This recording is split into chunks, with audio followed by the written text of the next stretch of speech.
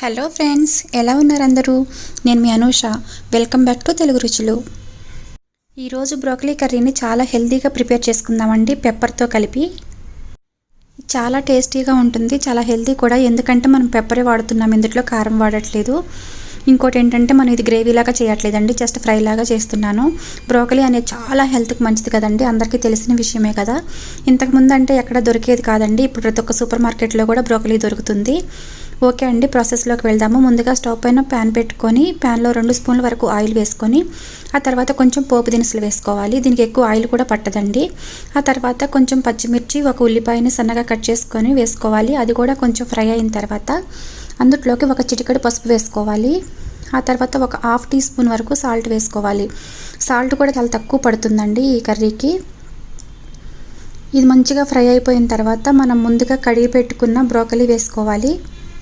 ఇదేం మనం ముందుగా బాయిల్ చేసుకోలేదండి, చాలా తొందరగా మగ్గిపోతుంది. ఇది అసలు చాలా ఫాస్ట్గా అయిపోతుంది కర్రీ కూడా. చిన్న చిన్న పీసులుగా కట్ చేసి పెట్టుకొని వాష్ చేసి పెట్టుకున్న బ్రోకలీని కూడా అందులోకి వేసుకొని మంచిగా కలుపుకొని మూత పెట్టుకొని ఒక 2 మినిట్స్ మగ్గించుకుందాము. చాలా ఫాస్ట్గా అయిపోతుందండి. ఇది మార్నింగ్ టైంలో ఆఫీసులకు వెళ్ళే వాళ్ళకి, స్టూడెంట్స్కి చాలా బాగా ఉపయోగపడుతుంది.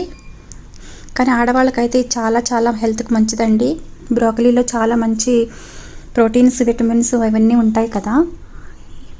ఆ తర్వాత కొంచెం కరివేపాకు వేసాను. నేను తాలింపులో వేయటం మర్చిపోలేదండి, కావాలనే ఇప్పుడు వేసాను. నాకు కరివేపాకు కొంచెం పచ్చిగా ఉంటేనే ఇష్టం అనమాట, ఎందుకంటే అందులో ఫ్రై అయిపోతే ఏమి ఉండదు కదా కరివేపాకు.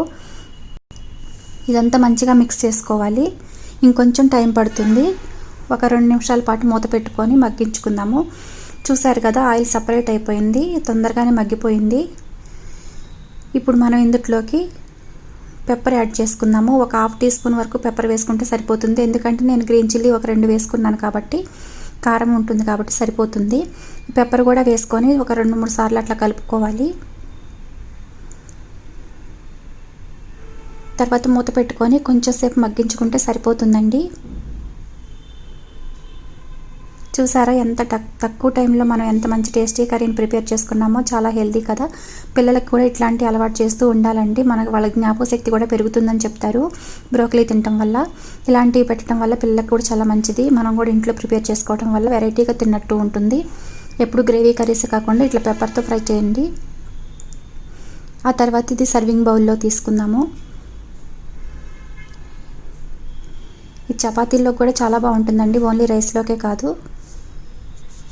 మీరు కూడా తప్పకుండా ఈ రెసిపీని ట్రై చేసి మీకు ఎలా కుదిరిందో మీ ఫీడ్బ్యాక్ ద్వారా నాకు తెలియచేయండి.